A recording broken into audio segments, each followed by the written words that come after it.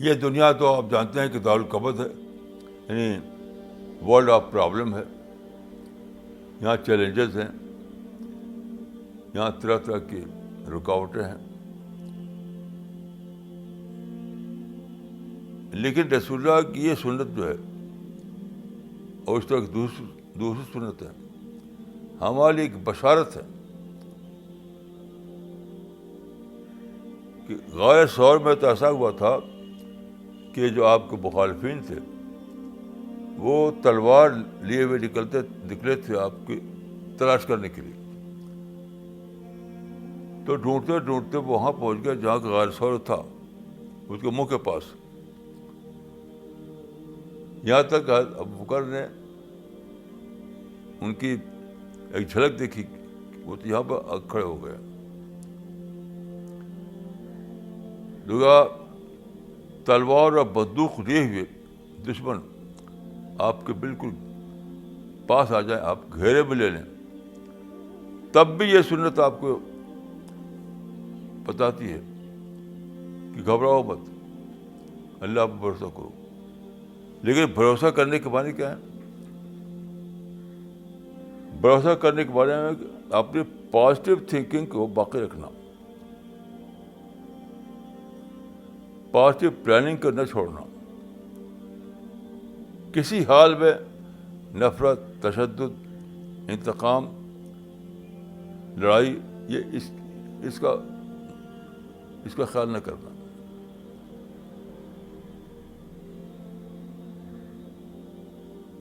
تب یہ سنت آپ کے حق میں پوری اترے گی. کوئی بھی سنت رسول یا کوئی بھی اللہ کا وعدہ ہمیشہ مشروط ہوتا ہے، اس کے ساتھ کچھ شرطیں لگی ہوئی ہوتی ہیں. اور سب سے بڑی شرط جو ہے وہ صبر ہے. وَإِن تَصْبِرُوا وَتَتَّقُوا لَا يَضُرُّكُمْ كَيْدُهُمْ شَيْئًا.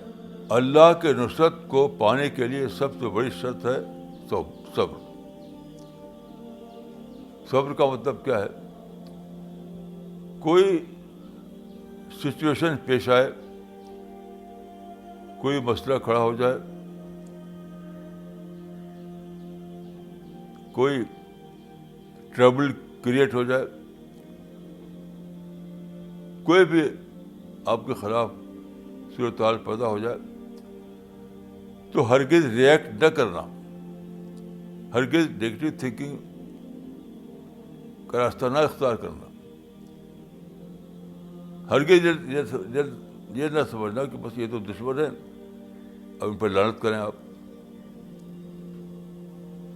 نہیں، پوری طرح سے صبر کا مطلب ہے کہ پوری طرح اپنی پازیٹیوٹی کو باقی رکھتے ہوئے، ریئیکشن کیے بغیر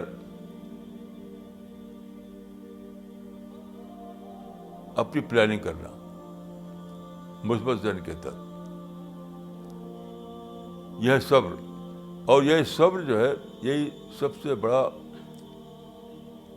ذریعہ ہے اللہ کی مدد حاصل کرنے کا. اللہ کی مدد ہمیشہ آتی ہے صبر پر.